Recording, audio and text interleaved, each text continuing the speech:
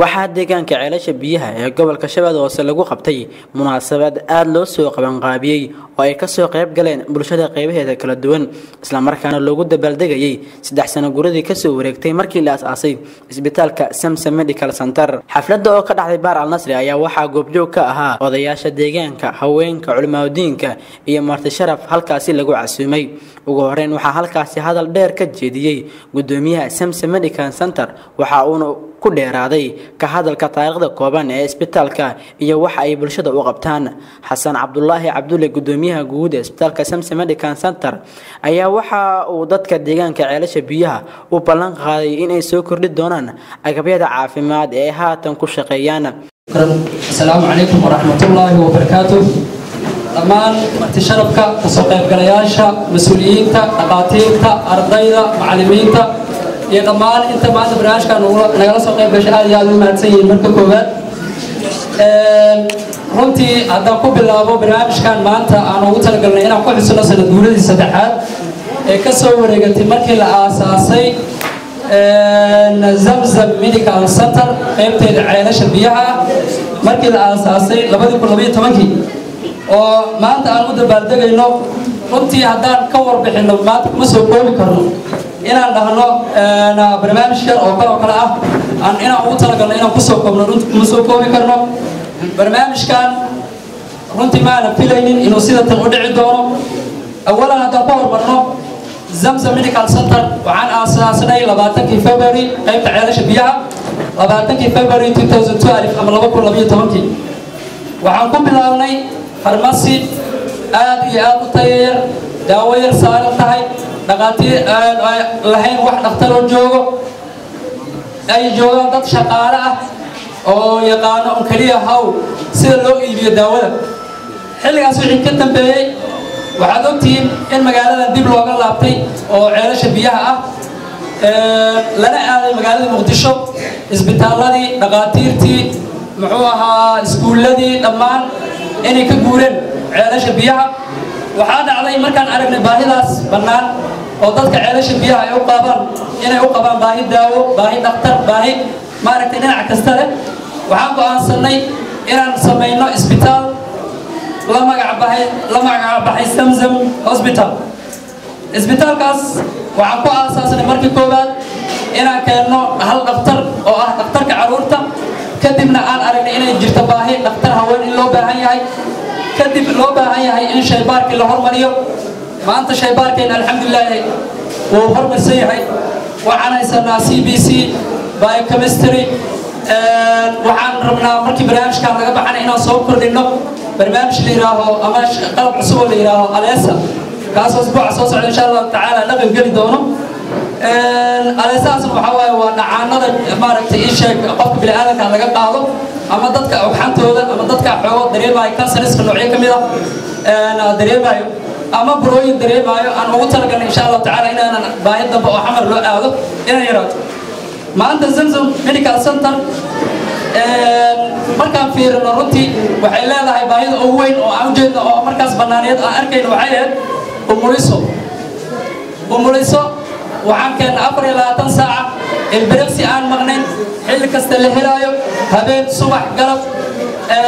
sandhaxo habeenkii ah xilli kasta oo loo baahdo qofka bini'aadamka ah uu heli karo. runtii taasna waxay noo tahay mahad weyn.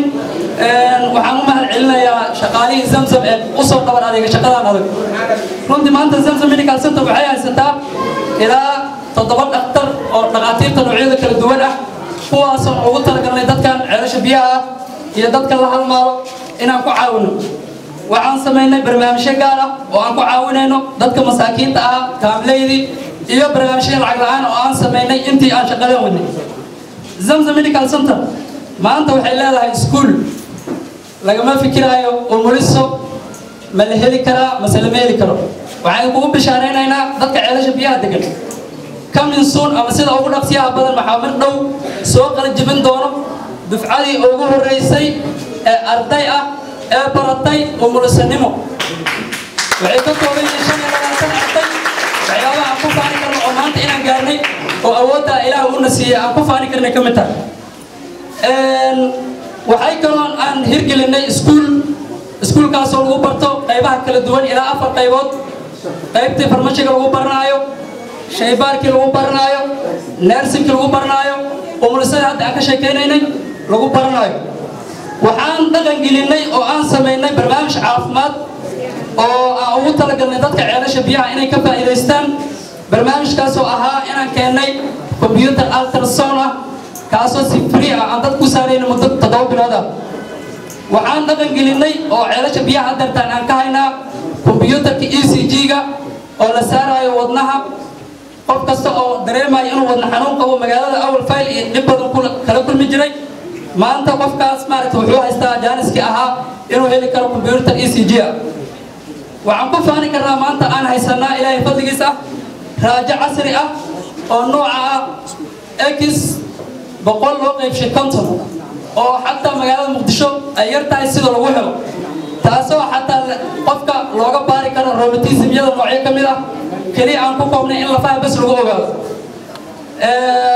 waxaan rabnaa insha Allah taala saadayo idin sheegay inaan dhaqan gelino weegan barnaamijkii ahaa computerka dhacaanada lagu baarayay oo asna isniinta soo socda ilaahay diiraaho aan bilaabi doono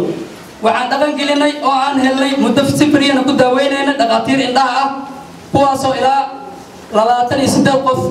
ay kaga faa'iideysteen runtii isbitaalku waxaan u sameynay qayb jiif ah waxaan uga mahad celinayaa dadkii barnaamijka sida weyn uga qayb qaatay oo hadda oo nagala joogo Ustaad Cali runtii waxaan sameynay isbitaalka inaan qayb jiif ah oo weyn inaan ku soo kordhinay waxaan kaloo rabnaa ilaahay diira on the process 6 bilood soo socota inaan kaga faa'iideysano inaan heli karno isbitaal u shaqeeyo sida isbitaalada caalamka oo kale oo qofka iridda laga soo bilaabo ilaa meesha ugu dambaysa uu tagayo uu mari doono computer system oo hadda rag jaamiciyiin ay hawshaas nagala shaqeynayaan waxaan rabnaa inaan ka farqinayno baahida ceelasha biyaha ka jirta ee qusayso maaragtay dhinaca caafimaadka iyo dhinaca waxbarashada caafimaadka waa mahadsantiin dad ka soo qayb galay aad iyo aad idinku mahad celinayaa waxaan u mahad celinayaa shirkadihii ganacsatadii dadkii akhyaarta ah meesha yimid ومahadsantiin والسلام عليكم ورحمة الله وبركاته sidoo kale waxa halkaasi ka hadlay Dr. Caana Boore oo ah shakhsi si weyn looga yaqaan magaalada Muqdisho isla والسلام على من نبي بعد إلهي ومحله عبسدي سنة ويسودر دار مينا انت كبعي معلمين إمام معك سمسم أرضي قلب جبين إيسا مسؤوليتك لو كسر غيبك الشيء والدينتا مرتي شرفك أرضينا قلب جبيني سيكون ولي جيت كسور جرا خاطيرتا إيو قلقالياشا سمسم دمانتي با السلام عليكم ورحمة الله وبركاته بعد تحية السلام ماشان عالشا أو هاي داو سنة كهر مقدشو أما مقدشيري ولي وحي ودانتا ديغنيتي أما شرفكي مقالة العاصمة dadka magaalada guriyaha kule inta badan wixii awal meesha wax ku yeelan kare halka waa ku yeeshay hadda waxay leeyihiin maxaa la yiri meesha si deegaankoodu haduu sabri sanadkan guri ugu leeyahay tabaan si guri ceelasha hadii adeegii baahiyeed ee bini aadamku u baahan halkan ka jiro qofku ugu asbanaana inuu halkan soo guri soo dego hay'adaha environment-ga ama dabeecadda deegaankan waxay ka fiican tahay saxada xamar wax badan oo ama ha noqoto biyaha ama ha noqoto bay'adi waxay boqolkiiba 80 ka fiican tahay midda Muqdisho oo gaar ahaan meelaha qaar oo deegaankooda uu moodo iyo biyahooduba inay noqdeen contaminated ay wax badan ka fiican tahay waxaan ognahay biyaha xamar laga cabo 40 sano ka hor markii la sahmiyay halkaana laga qaado wax kale looga qaado mayn inay biyahan ka sax fiican yihiin ayaa la dareemayay bini aadamkuna hadaad maqashaan caafimaad uu qaba ama cudur uu qaba waxay salka ku hayaan biyaha uu ku nool yahay biyaha uu cabo ayay salka ku haysaa hadaad maqasho dalala dib u dhacay hadaad maqasho dalala cudur ku badan yahay biyahooda hadii la helo biyo nadiifa iyo environment ama hawo lagu noolaado nadiifa qofku caafimaad ku noolanaya ilaahay idinki marka waxaan isleeyahay deegaanka dadkoo dhan hiiga ku haya dadkii ku sii haray oo wax ka qabtayna wax badan ay mudan yihiin maxaa yeelay dadka jooga ma joogeen haddaan adeeg lahayn hadda waxaa saaxiibkeeda halkaan ninka hadlaya oo lahaa waxaan geystay haween umulaysan geystay haddaan lahayn wax adeega qofkii oo khatar ku jiro laga yaabo inuu cesarean ama qalliin degdeg u baahdo ama wax yar u baahan lahaa xamar kama gaarsiin kartid haddaad adeeg halkaan uga hesho waa kuna dheeraada haddii adeega emergency-go dhan halkaan laga helo waa wax badan maaha in ayaga la waxeeyo waa in inagoo dhan dhiirigelinaa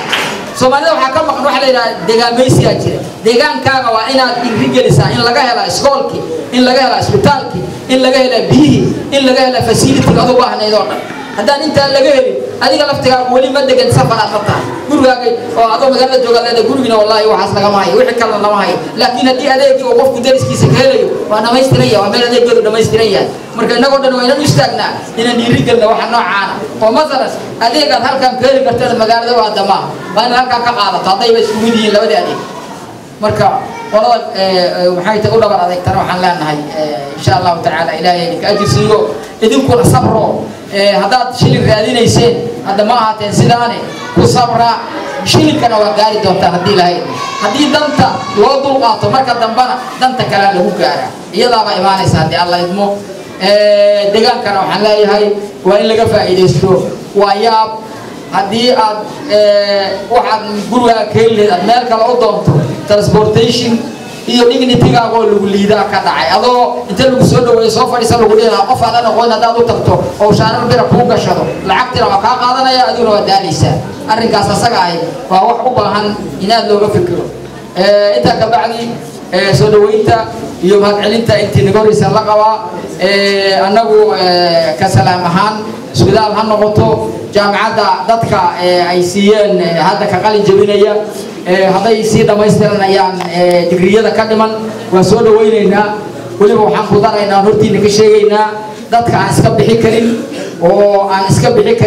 oo la og yahay oo macadka soo maray waan siinaynaa deeq waxbarashaan ku siinaynaa haddii allah waxyaabaha kaloo imageka wax lagu ogaado ama ha noqoto ultrasound ama ha noqoto ECG ama ha noqoto ecography ama ha noqoto x-ray waxaa jirta jaamacaddu qayba ay bixisaa jirta oo dadka lagu iskaayl gareeyo ayagana waa siinaynaa fursad ah hadday dadkaas iyaga ahay si ay u noqdaan dad professional ah oo iskaylid ah waa training garaynaynaa ayagana haddii alla idmo ama macallin ha ka sii noqdeen ama waxa ay soo barteen bulshada ha ugu shaqeeyeen ayagana waa baraynaa haddii alla idmo aad iyo aad umahadsantiin wasalaamu calaykum waraxmatullahi maamulaha iskuulka tababarka ee Samsam ee qaybta ka ah isbitaalka Samsam Medical Center oo isna halkaasi hadal ka jeediyay ayaa waxa uu sheegay in ay haatan gacanta ku hayaan arday haddii ay barashada soo dhameystaan dalka wax weyn u tari doona marti sharafta qiimaha iyo qaayaha leh ka soo qayb gashay xafladda galabta lagu soo bandhigayo waxqabadka Samsam Medical mas'uuliyiinta ka soo qayb gashay culimadiinka aqoon-yahanada macallimiinta dhammaan inergaradka kale iyo bulshada qeybaheeda kale dhammaan aabayaasha hooyooyinka ardayda iyo dhammaan dhalinyarada ka soo qayb gashay xafladatan waxaan ku salaamayaa salaanta islaamka assalaamu calaykum waraxmatullaahi wabarakaatuh waxaan mar labaad u mahadcelinayaa marti sharafta qiimaha iyo qaayaha leh ee iskugu jirta dhan waliba waxaan leeyahay kusoo dhawaada kasoo qaybgalkiina aad kasoo qayb gasheen xafladatan ee maanta waxqabadka Samsam Medical Center ay soo bandhigaysay kuna aadneed sanad guuradii saddexaad ee Samsam Medical waxaan leeyahay kusoo dhawaada gacmo furan waxaan idinkaga mahadcelinayaa waqtigiina qaaliga ah ee sharafta badnaa ee qiimaha aayaha lahaa ee aad noo isoo horteen in aad nagala qayb qaadataan sanad guuradeennii saddexaad isbitaalka zamzam gaar ahaan waxqabadkiisa waxaa ka mid ah iskuulka la yidhaahdo ama macadka zamzam medical ama zamzam training center oo iskuulkani gacantiisa ay ku fureen ama ay ku ka mid tahay waxqabadka galabta halkan ee lasoo bandhigayay waan idinkaga mahadcelinaynaa sida wacan ee noo soo jirteen waxaan idin leenahay taa mid bedelkeeda ah rabbi subxaanahu wa tacaala ha idinkugu bedelo intaa kadib mahadnaqaas iyo soo dhoweyntaas iyo salaantaba haddii aan u guda galo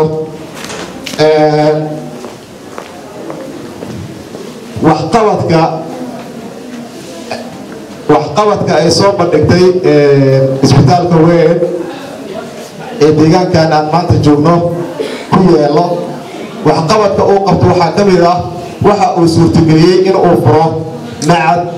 lagu baranayo caafimaadka macadkaasi oo ay ka qayb qaadanayaan macallimiin tayo leh oona ku bixi doono maadooyin aad iyo aad u sarreeyo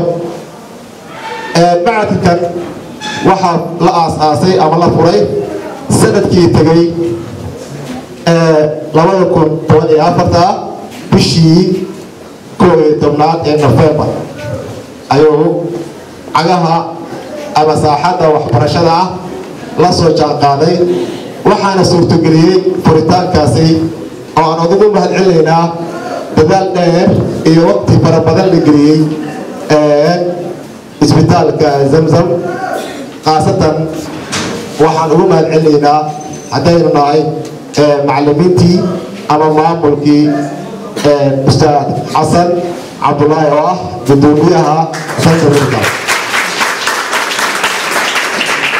intaa kadib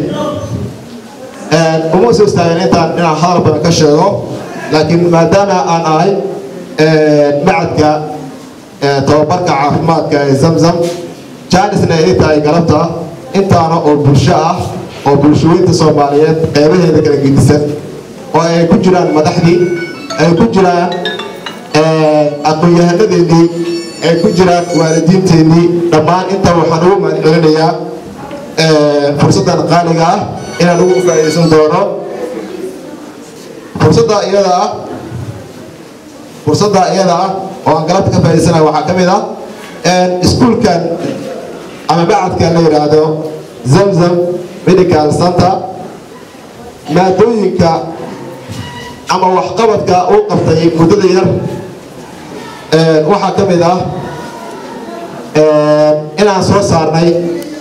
ama uu qabtay arday kala gedisan heerarka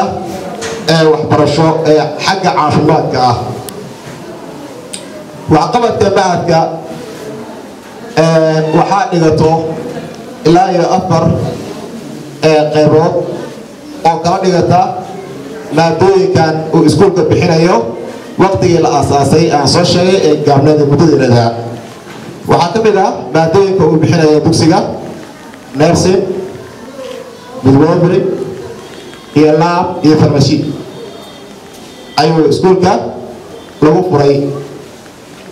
maadooyinkaas aan soo sheegnayna afarta qayboodna arday ayaa dhigato haddii aan leed waxaan meeshaan ugu sheegaya waalidiinta waxqabadka waxaa ka mid ah in uu jiro galaas midwiferyga oo gabdha ah oo keliya si loo soo saaro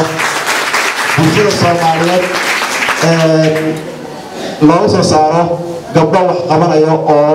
ka turjumaya baahida caafimaad ee markaasi bulshooyinteena soomaaliyeed u qabaan waxaa jiro 2 galaas oo nursing ah oo iyagana uu iskuulka uu hayo waxaa jiro lab oo asigana arday uu hayo waxaa ka mid ah kolate farmasiisi asigana aan arday u hayno intaasi waa waxqabadkii dugsiga ee muddadii inada koobneed oo ku tilaabsaday maadooyinka aan jecel lahay mustaqbalka dhow inaan dugsiga kusoo kordhino waxaa ka mid noqonayo 2 maado ayaan soo kordhinaa dhowaan aniga ugu faa'iidaysanayo khudbadeeda tan maanta ee ku aadan sanad guuradii ama waxqabadkii isbitaalka zamzam medical center maadooyinkaas waxay kala noqon doonaan nutrition waan ognahay maanta bulshooyinta soomaaliyeed dhibaato aad iyo aad ah ayay u qabtaa nutritionka marka insha Allah taala maadada iyadana way noo soo kordhi doontaa hadduu ilaahay yiraahdo waxaa soo kordhi doona maadada labaad noqon doontaa public health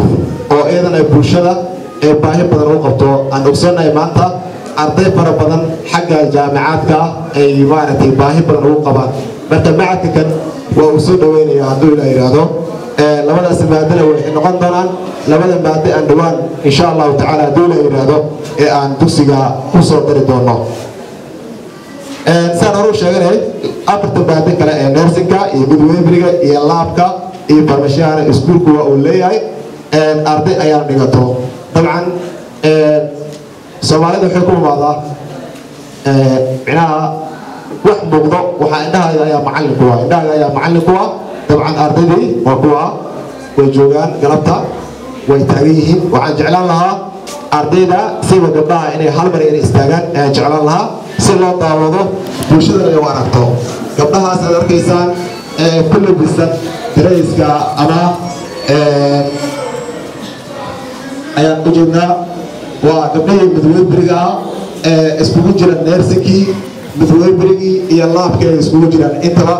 inta maadana way qaataan way maasan yihiin fadhiista aad iyo aad kaga mahadcelinayaa sidaad weyn aad maaragtay waxaan jecel lahay dugsiga maadaama ay tahay waxqabadka isbitaalka uu qabtay qayb ka mid ah uu yahay dugsiga kan ee caafimaadka ardayda aan hayno maxaynu haddii ay dugsiga dhigtaan maadooyinka aan soo sheegnay kuwa haddaan dhignay iyo kuwa aan ku soo dari doonaba haddii ardayda ay gaaraan heerkii markaasi aqoontoodii heer ku filan ay qaataan ilaa macad waaye arday wuxuu u baahan yahay inuu markaasi la siiyo wax loo yaqaano inuu qaato waxyaalo kale oo markaasi ah sida aqoontu u sii wadan lahaa ballanqaadyada waxaa ka mid ah loo sameynaya ardayda in ay heli doonaan ardayda practical tayo leh oo markaasi ay suuragelin doonto practicadaas ayna ardaydu ku qanci doonaan ayna ka heli doonaan isbitaalada waaweyn ee magaalada Muqdisho gaar ahaan isbitaalka Madiino oo ay ardayda ee hadda ku balansan yihiin in dhawaan ay ku qaadan doonaan qayb ka mid ah practical ku qaadan doonaan taas waxaan ku sii dari lahaa hadda nafteeda ardayda waxay soo bandhigaan ay qaataan practical ay qaataan haddii aan leed adduunyada maanta teknolojiyada way horumartay qaabkii oo loogu soo bandhigi lahaa casharada ay ku qaadan lahaayeen practicada iyo hadday gacanta ay ka samayn lahaayeen dabcan practicada kale waaweyn iskuulka markaasi waxa uu gudbin doonaa isbitaalada waaweyn ee magaalada Muqdisho ayuu u gudbin doonaa ee ku yaala caanka ah sida isbitaalka aan carabka ku dhiftay ee Madiina ballanqaadka waxaa ka mid ah in haddii ardayda ay dhamaystaan aqoontoodii ee markaasi ka aflaxeen macadka tababarka ee caafimaadka ee Zamzam Medical waxay heli doonaan ardaydaasi deeqo waxbarasho ah ay noo ballanqaadeen ama ay sii doonaan qaar ka mid ah jaamacadaha magaalada Muqdisho ee ku yaalo insha Allah taala waan sii doonaa anigoo ku soo gabagabeynayo khudbadayda waad ku mahadsantihiin sida wanaagsan ee aad galabta inaga qayb qaateen kanina wuxuu ka mid yahay waxqabadka isbitaalka Zamzam Medical ayuu qaybna ka ahaa dugsiga kan ayayna hirgeliyeen dabcan waxaan filayaa in baahi badanna oo ka qabto doono insha Allah taala wasalaamu calaykum waraxmatullaahi wabarakaatuh dhanka kale waxaa martida xafadaasi lagu casuumay ka mid ahaa sargaal ka socda hay'adda Hormuud Foundation kaasi oo halkaasi hadal kooban ka jeediyay wuxuuna sheegay in isbitaalka Zamzam waxqabadkiisa aan la dhammaan qaybaha ballaaran ay isugu yimid halkan ee marti sharafta ah anigu waxaan ka mid ahay dadka degan deegaanka ceelasha biyaha waxaan ka mid ahay shaqaalaha sharikadda Hormuud Telecommunication maamul sare ma ihi laakiin shaqaalaha saliska ee baarlamaanka ayaa ahay marka arrintan xafladani gaar ahaan si qaas ah ay taabanaysaa يعني بشي سديدا سدح دي 2005 كي أيام هالكان سولو كجريء أيضا هالكان أيام واحد سكولا أما اسمتالا أما النظام كأوردر كنلاشة أيسال هاين وماشى أيضا هاين بحل جالس حل بادية كمان خصوص مثلا عندك خصوصا هيا أيضا اسمتال كان دور عمور يقول لطي ورهانتي حل ولي بس 6 ساعة oo dadku ayna socon kareynin oo la kala cabsanayo inaan ka soo baxay islaantayda aan soo waday isbitaalka keenay oo si nabadana aan gurigayga ugu celiyay waxaan aad iyo aad ay taabanaysaa kullay odayaal badan iyo saaxiibo badan oo deegaankaana waxaan filayaa inay ila mid yihiin midda kale anigoo mar walbaba goobjoog ah heerarka isbitaalkani oo soo maray dhalinyarada ayar oo ruuxantii waxbarashadooda dhan walbaba ay ka dhisan tahay inay deegaanka caawiyeen aanan markhaati ilaahay ka nahay haddana waxaan leenahay collaborationkiina iyo coordinationkiina iyo dadaalkiina dheeraadka ah ee habeen iyo dharaar aan kala hadka lahayn inaad ku dadaashaan aadana ka loogin waxaan ku baraarujinayaa dhammaan qaybaha ballaaran ee Soomaaliyeed ee halkan jooga walaalayaal dalkani waxaa ku dhacay political destruction oo la yiraahdo qabiil oday 2 milyan oo sano ka hor dhintay 3 milyan sano ka hor dhintay inaad leedihiin heer hebel adeeryaalka taga waana la ka tallaabsaday dalalka German hulka oo anagu aanu ku horay jirnay inay maanta xagga factorieska iyo waxa la wixii lamida inay maanta laga hormareen qabiil waa ma wanaagsana waa laga tagay siyaasadaha cadcad ee realiga ah ee developmentiga leh ee lagu tallaabsan karo inaad aadaan ku tallaabsada waxbarashada sida ustaadkii halkaa taagnaay uu lahaa researchka ama developmentiga maskaxda hubayntiisa qofka dhiga qalinka qaata horumarna gaara waana mahadsantiin ku dhigooga مسؤول كترسن جامعة جوبكي يوهالكا سكاهلي أي وحا وأرضيدا وحكا برتا معادكا سمسم قيبتا اسبتالكا سمسم ميديكال سنتر وبلان قاضي إن أرضيدي كسو بحدا معادكني وحبرشودو كسي وذكران جامعة جوبكي مقادة مقدشو دنياها سمسم ميديكال سنتر معلمينتا شقالها دقاتيرتا مرتشرفتا والدينتا iyo ardayda meediyada iyo dhammaan ka soo qaybgalayaasha marka hore assalaamu alaykum wa rahmatullahi wa barakaatuh bacda salaam farxad weyn iyo sharaf ay maanta inoo tahay hadaan nahay bahda jaamacadda Joobkii in aan ka soo qaybgalno xafladan sanad guuradii saddexaad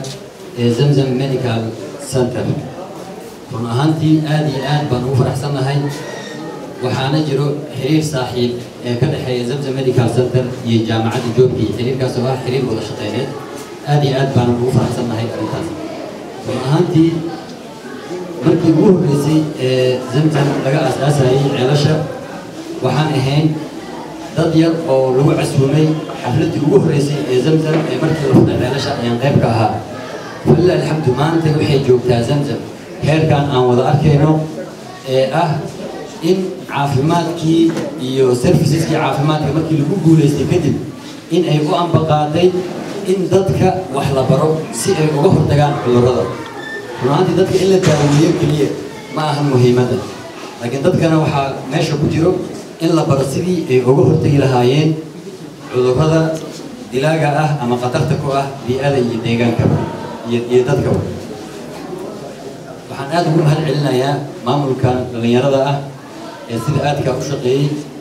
muddo fara badan hawlahan ka waday deegaanka oo sida uu sheegay gudoomiyaha markii la cidleeyay in ay gurmad degdeg ah ay u soo fidiyeen runtii aad bay noo saameynaysaa arrintaas waxaan rabaa fursaddan anigoo ka faa'iideysanayo in jaamacadda Joobkii ay bulshada ku nool deegaankan la foole ay ku samayso ballanqaadkaas oo ah cid kasto oo danaynaysa jaamacadda ee xiriir dhow leh ama Zamzam ay noo soo gudbiso in discount fiican jaamacaddu ay u samayn doonto haddii ilahay qof kasta oo Zamzam Medical sidoo kale jaamacadda maadaama iskoolka Zamzam Medical Training uu yahay diploma waxaan ardaydana ayagana u ballan qaadaynaa in aan u sii dhammaystiri doono shahaadadoodii bachelorka insha Allah haddii ilahay marka ay soo qalbiyeen maanta farxad weyn bay noo tahay waxbarashadu waa wax weyn oo aasaas ah ummadda waxaa loo baahan yahay waxaa lagu kala hormaraa deegaanba deegaanka kaleeto wuxuu kaga hormari karaa hadba heerka waxbarashadiisa dadka deegaanka ay yihiin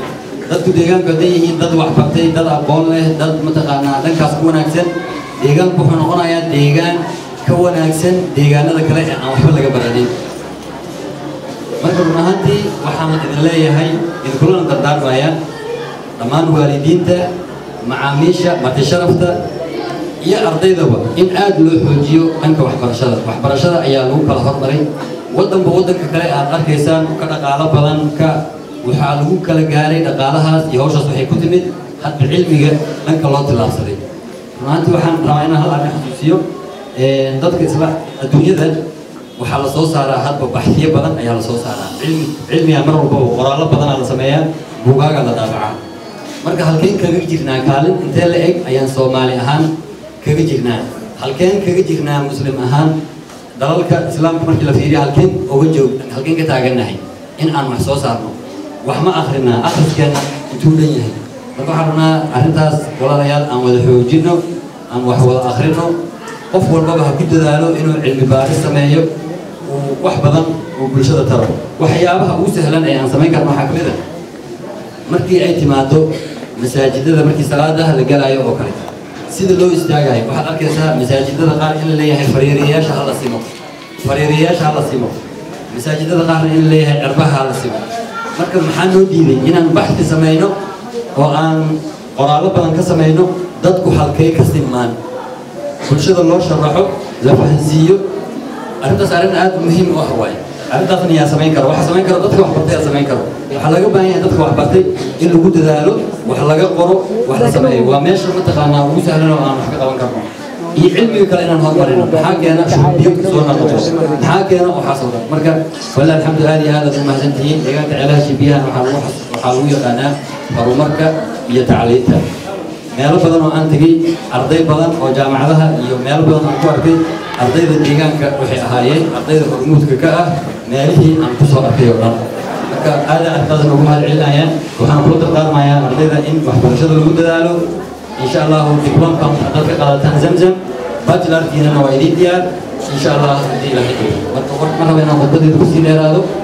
waxaan idinkaga tegayaa salaanta islaamka assalaamu calaykum waraxmatullaahi wabarakaatu sidoo kale waxaa halkaasi ka hadlay mid ka mid ah dadka deegaanka ceelasha biyaha oo ammaan u soo jeediyey maamulka iyo shaqaalaha isbitaalka Zamzam muslimiina oo danaheena shakhsiga iyo arrimaheena caafimaadka ka hadlayna ilaahay waan mahad celinayaa awalan qabla kulli shay inta ka bacdi waxaan mahad ballaaran u soo jeedinayaa anigu waxaan ka mid ahay dadkii lagu aasaasay baasha oo macaamiisha xooga badan ka mid ah Zamzam Medical Center isbitaalkaas xaqiiqatan dhalinyaro aad iyo aad maskax furan oo maaragtay dadaalaha iyo juhdi badan bixinaya oo macaamiisha inay qanciyaan jecel baan anigu u qirahayaa waa kula joogaan u dhihi maayo hadalkaas ilaahay baa carrigay ka hadalsiinaya dadaal badan iyo heerar kala duwan bay soo martay Medical Center waxaan ugu mahad celinaynaa anagoo ku hadlayo codka macaamiisha sida sharafta leh ee wanaagsan ay maaragtay u maareeyeen muxuu ahaa degmada Lafoole degmadan waxaa la yiraahdaa degmada Lafoole waxa waaye degmooyinka waxay ka mid tahay gobolka Shabeellaha Hoose ee soo kordhay marka arrinta ayada ah waxaan aad iyo aad mar labaad uga mahad celinaynaa horumarka uu sheegay gudoomiyaha meesha Xasan uu sheegay yacni horumarada uu ballan qaaday inuu aad iyo aad uga sii ballaariyaan sidaas waxyaalaha aan ku boorinayo waxaa ka mid ah maadaama aan macaamiisha u tagnay oo aad iyo aad si sharaf leh u shaqeeyeen inay maaragtay isbitaal weyn oo ayagu ay ku magacaaban yihiin inay dhistaan oo hay-adaha iyo dadka maaragtay daaweynta iyo daneeya maaragtay caafimaadka ummadda Soomaaliyeed inay maaragtay ka gacansiiyaan ma aaminsana dadku waxay u maleeyaan shaygan ganacsi kale inuu yahay nolosha ayaa u baahan habeenkii 8 saac oo habeenimo qof ka dhaawacmo ama ay gabadh u umurayso ama maaragtay culays fara badan oo cunug ugu soo boodo ayaa dareemi kara culayska ay leedahay waxyaalaha noogu sokeeya waxaa ka mid ah isbitaalka xayaan meelo badan iyo dhir badan iyo waqti dheer baa loo marahayay culays badan baa waxaa laga yaabaa habeenkii weliba waqtiyada dambe in lagala kulmo meeshii xoogaa nooga dhow markaan helnay aad iyo aad baan ugu faraxnay mar labaad iyo mar saddexaad waxaan u mahadcelinayaa samsam maamulkeeda iyo dhalinyarada maskaxda furan loo shaqaynaysa waxaana leeyahay bulshada u naxariista waa maaragtay qofka hadduu xogaa ganacsiga ku jiro ama ganacsi caafimaad ay tahay midda diinta iyo midda caafimaadkaba waxa waaye dadka ugu jilicsan baa ku xiran marka waxaan usoo jeedinayaa dhalinyarada iyo madaxda Samsam Foundation inay maaragtay bulshada ay aad u aruuriyaan dadkooda tabarta yarna ay ay fursado badan siiyaan caafimaad iska bixin karin fiiga iyo daawooyinka ay gadan karin inay aad iyo aad ugu dadaalaan oo xanaaneeyaan sanadkiisana waxaan rajeynayaa barwaaqo iyo soo dhaweyn hada wabillahi tawfiiq. dhanka kale waxaa halkaasi riwaayad ka soo qaybgalayaasha fadhiga ka kicisay ku soo bandhigay ardayda wax ka barata macadka tababarka caafimaadka ee Samsam Medical Center ee ceelasha biyaha. alla gudida xanuunsan dawlad biyaasi ayaan maqal meelan geeyay tabaano ayaa banheed ay la ilaha alla rabbiyo alla soo gaar gudida ay muslimin alla adigina waa kana waa iska maqay maali walba waa iskuuliya alla siyaayal muxsaayaniya hayaba ay jalafiyo حاجي معاه قيله ساكي فوق يا هلا سلام حالا قولي دير بس انا سنت حالي لا شغل لا ما انت انا سنت ما لقين ما كان حتى كسوق دكتور انجيني والقينا اسبيطال مقر قرع سيب وبانا قرع سيب قرع ما قرع قولي اذا ساوت المالي قرع عني قرع قصي كما دركت دي نقصي ودكنان لا قرعكم سنه لا اسكم فطار مالنا ورتاك قرع واي والودا اسبيطال واقينا فرمشيه قينا بريو هذا يا مهرفي هذا بريو ما عليه استواء هذا يا نوع برشلونة نوقف حتى حسوا ذا ملنا بريواني أنا كان لعبت له هذا لعبت له شكل هذا أسمع هذا ولا مثل أنا لك فكرة ما تقول فأبو وامقلا هذا ساكن لك بقى قبل عروس إسبيطال جينا فرمشية أب إسبيطال جينا قرش ما ينسينا هذا ما إسبيطال حق جينا اللي ماشى عاجبت فرمشية قطرة وماشى كويا لا جدا مع هذا ساعة هاي كان قولي فرمشية حد يستالي كده قصة الكين مو بني هاي حاج وجينا إسبيطال جينا سمال ما وينا والله بالله أنا أقول أنا سلو ما كنا أبغى فرمشية قطرة أبغى فرمشية شيء يسكنها هذا هو توكل على الله دكتور هذا فيه ماشي اسبيطال بومباك عفر حبط دواء ما سيادنا لو قال ماشي هذا بايته المكان ماشي سيادنا بقول وجدي باشا دكتور يعني قال لي لو جدي هو بسبب عليه انا بقول والله سرور ماشي سرور اللي هو يعني سرور عسيرنا انا بقول له هي أنا فتحي إنه واحد سبعة صبر. ورأني تتمنى ما الله إني جامعة راجع هسه صباح بسرعة بسرعة ويغناني لا إله إلا عشرة. أوكي والله لو كنت صدق عمل نقال أنا حكى له قبل أنا حنوصل كلام كلام هذا قبل أنا قبل أنا حنوصل. ولا مياه بدأ تلا ما يعذب من عذب بلا. وحدي أنا سنين وجانا لنا. جلو شيء هذا. أنت تدرون عن صدق إذا كانوا بديها ما كان على هي وقتها ما قدروا ولا ستين جدا ستين ولا أنا أحصل وبنا كلنا مشينا سينا مرة وقت شحبات هل كم مرة وقت شحبات سينا عارف أسمع درا أسمع أنا ملح أسمع درا بقي كاسر وهل مرة سينا له وربط وعسينا جكشن وسفنتا أكاس ورفقا موجودة ورفقا البدر أسمع كنت تقول أنا سعودي إن شاء الله ولا فلان ولا دواس سمع برضه سمع سينيو أيوه نبيعه ما قبل دروس أصلا لو شغلنا ساعة ما شغلنا لكن تعبت أيوسف بين نفع بقدر إنه كان أسمع شغل سنة وقتي وحاسين عنو مرتضى شاهد يروى إفسي كثير عليه قد كلا صاروا على الناس أنه حبرته تطلع من المالية فليستر عليه أنا شاهد أحزار وأنه العسكر إنه شغل أنا في ثانية حاجة في ذاكنا بس أنا نادي أيوه تقول في أوقات كثيرة داود طبعا قبل ويجي شو بيجي الزوايا أنا خليه بركة أبغى داود السيها ورابي داود الساعة وسي أسباني عارفين كيس كبر رابي البدر حكى كثير ولا أختك جيران أنا فينا هذا داود أنا وفي كان داود هاي نكعب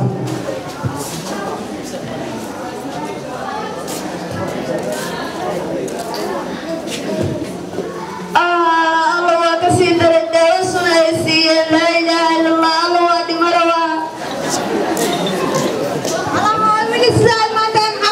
بسم الله الرحمن الرحيم هذه ما حد اسمي محمد الراي الله ربي اقول لك بسم الله يلا يسوع كارك كران او كيف تكون تقولي بكيف ابو مال حفله جوانا بسرعه تقول يا بسيط بسيط ولا أقول معي السوداني فاو صبر أنا بعد أي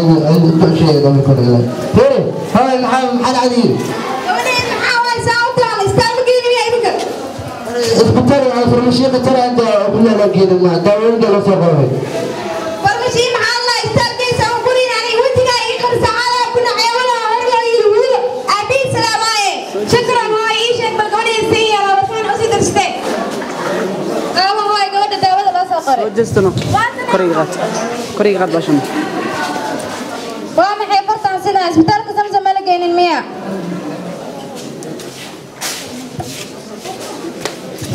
ما لقينا بالإسبتال تنزل من فرمشي قتل ما يشوفوا ولا لقيه فرمشي قتل معنا هاي قاعد قتل سنة سواينا جينا إسبتال زمزم تقصوا هاي عندي جيم ما يشوفوا يالو الحمد لله والله بالنهار مشغول بكاك ناسي بدنا والله خلاص كنت بدنا دام بردينا بشو قوتين بدنا معلمها وهذا سويته بكام للرسول سمعنا يا بارك الله فينا ما حمل والبلعان والله بالله ابكم يا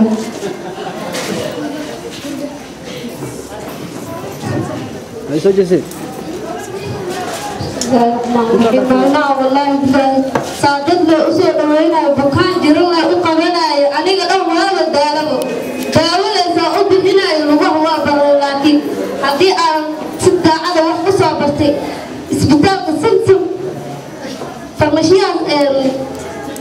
سكول كسمسم نزيد على واحد يصابري وأنا سيدا على كي واحد وقتها عن صور حتى بكان على صور على بحكوا زوج لا يا بسم الله الرحمن الرحيم وبكان أمر جنسية وصول بكان ترسمي على وقتها وما كان أسبتال كسمسم الله الله الله الله ما أنت رأسي كرسي هذه هذا البلون بني هذا ما بالون كرسي ما قول داوين على قرآن ما مقول ما قول سنين عاجل سنين عاجل ثاني ستير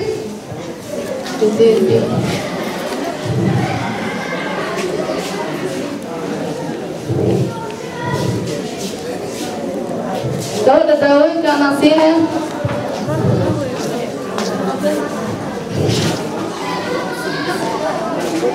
وقال عدد المشيع كسي مري وعثمان دوتا أسبوع كتب لدولة سوعود وعثمان دوتا إن شاء الله إن شاء الله دكتورة أما وليك ما كانتو ما قتها ما كانتو أوي قبل أوي أوي شكرا أوي أنا صفير شكرا أوي ها أبوي كنا معاه أقول عنده ساكي عبرت أنا وليك برد مكان قبل أوي قبل حمصنا أبواتنا وين في عندك سيد نقطة قبل دولة إسبتال كيف يصير بوقت كلها بسبتال مسلسل مجاني ما شاء الله وين في عناد أو كان أنت وش سنتها بعد حضوركم أقوى في عنها دبر وانقلوا بدناي ما شاء الله والله كل شيء يستعمل كهرباء بس هيا فرصتك شكرا داوود هذيك قلت كوسي وعليك وحوار بركة باريو روح أو برتمال على خان شخص ولا باريو خان شخص تقول حلوري المزاوي أنت بدي أسوي في العيد والجوري أسوي يا بيا ولا هم حياتها ولا ما أسمع هذا ولا قبل عليك بعد جاء ما تكون عندي أنا يقول لي سلا مثلا واحد شيء بفكرة أنا أسوي شيء هكذا واحد برتمال أنا أقول عن شغلاني ولا واحد شيء اسمه جواد اللي بتاعتك أنت تدري قاعد كل واحد أنت ما قصدك يقول أنت تسوي شيء كذا واحد برتمال إيه قاعد كل واحد كمان اسمه كذا كذا دراسة مثلا أنا قلت سورة أدري أنت قاعد تقول بسم الله الرحمن الرحيم فأنا أقول شيء أقوله اسمه كذا تبتدي بس قاعد كل واحد أنا اسمه كذا تبتدي ويا نيجي تقول لك نيجي أسمع يجي سؤال عليه إسبتال بسمس ما كون فقط إسبتال بسمس ما كون فقط نيجي كتوب عاد والله ماشي أنا لو تحاول بسم الله الرحمن الرحيم بس كان والله صوب عالي ممكن يا منيا سلو بعوض السلام عليكم خذ المال العام بدنا صاحب بعد حاضر في أنا بك ما سأل عز ولا طول ولا إذا استعشى ولا ساعات تموت بالله موجودة صاحب على كذا والطب بين نفسه ولا موالك العجل ما شيء وقت كذا صاحبنا إذا جاي يسوي شيء أسبوع ولا ساعة كما ساعة ولا ساعة سوي شيء أنا لسه مسا سوي شيء ساعة والله على ساعة عايز كذا ساعة مرات كني وعادي لو زعلي في سيارة شهر أحسن لو زعلني ولا عايز كذا ساعة نعم هذا يذكر مجامعين وكبرت صورة صدقني عايز كبيرة تيجي من نسامنا لا هذا سلو ولا معك صعب أبغى كعب نكال أنت شنو توك هذا مفهوم بابك هذا يبع ياو نكال نربط يا رب لا إله إلا الله هذا ما كان نكال كمان نكال يا والله أسوأ إنتي زميل والله إنك كلام قلت بسي لو كذا كسرنا بعد وجه بعد لو كسرنا نكال يعني كذا نكال أبا كم يا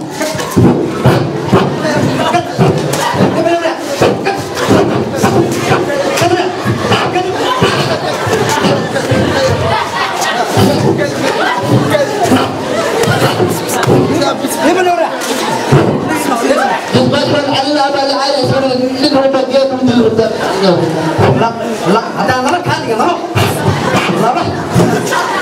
تبغى عارف كل إذا تبغى بيتك كذا أو تروح على تبغى هذا أنا أقول كم شغلة وكذا يسوعنا إذا خلني سمع أنا وياك ولا تيجي ولا أقوال كذا واقف في السلام مدري أيك تكذب في السلام أنت تقولي سكس استجع على تقولي قديش لا بس بدي أحاول بعول بالحياة قبل يجي ويا قد خلتي تيجي صار بدويا ولا دواء بك أكل بك دواء كمان وحقا مسجد دواء بدويا زجنا ما بدي جبنا بزجنا أنا أقول شيء وحا برتمال وحا تكان ملا أقول مني وكشفتها ساعة قبل قلت لك هذا كان أنت ما بكرم بيتك قبل وراني يعني وتوع برت أنا بعمل ده بشوف يعني أنا واحد يسوي شو هم برد لكن أتوقع أنا ولا كذا أبيني شيء أنا أقوله هوني وكشفتها قبل أقول معك كده برد اسم سبلية تعيش شوف بعمل لي إنها شنو أنا وقتها ما ينمو أبوي كنا سوجسي بسرعة ما شاء الله ما كان لا شفت في الواقع أنت وأنا كان نيجي جوك تروح تدريسي واقع وهذه قد سمعنا ديالة دينا تبدأ وعينها تجتمعك تتوفرك عافيماتك أو كيا العيالشة دورك تنبيع الفرد سمسم كمان أنا غنيه قبل تمام ما معك سقولي سمسم السماء أنا غنيه ولا كان يسمع وش يعني ليه والله ما عندي كل شيء تبع برا أدي كوكو والله بعد السابقين من السابقين شكرا أي سلوى أنا ودونا أي ساكا وصديرات حاوس باي في كمان كيا سكول كنا هنا يمان ما شاء الله سلوى سكول كذا سلوى ودونا وين كنا نعيش على غريو محمد عبد الله برو أي سلوى من وقت أي سكول هذا موسم والله صبر اسكول عاد صوت جعلتي بعد مدة اسكول مصنف تاخذ عندك بعد مدة شيء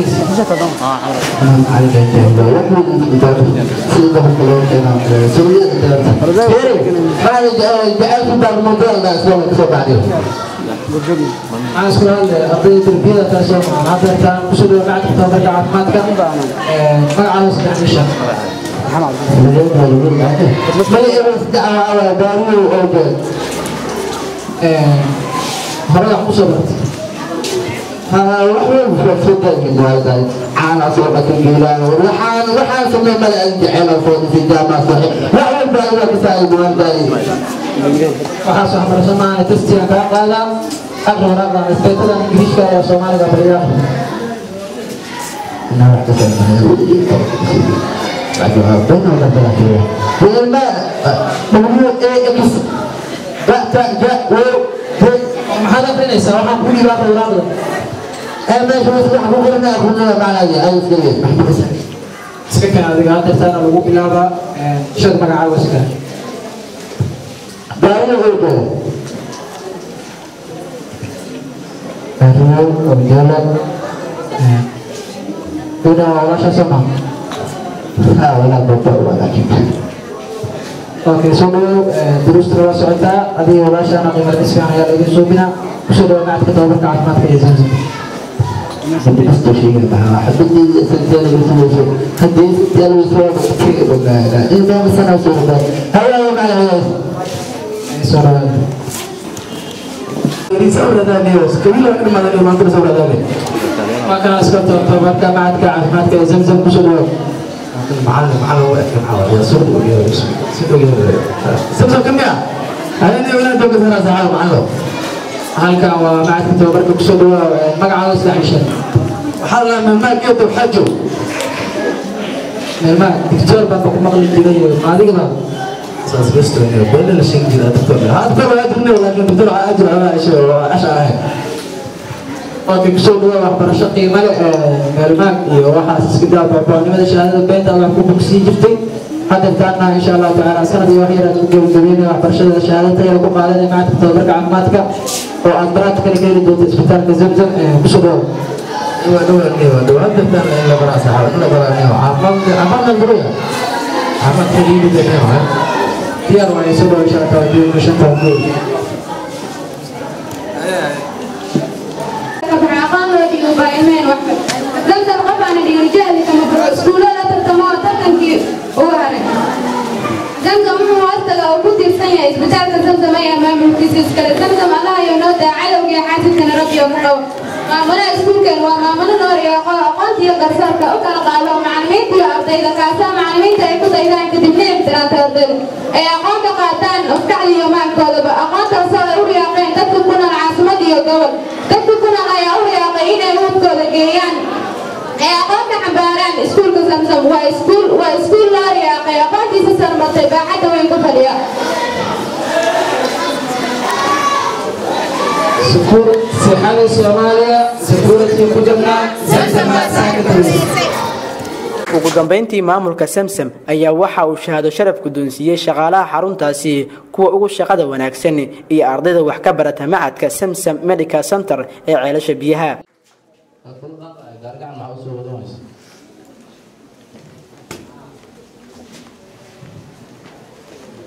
نعيم حسين أحمد هلا صعبي أرضي أيه وكيل قطار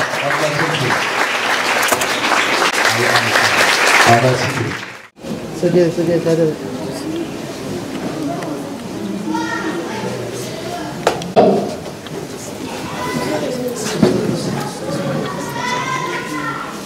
أوكي waxaan markaasi haddana wicin doonaa سجل 3 sano ka hor deegaanka ceelasha biyaha waxaa ka jiray baahiyo caafimaad iyadoo haatan baahidaasi uu daboolay isbitaalka Samsam Medical Center ee ceelasha biyaha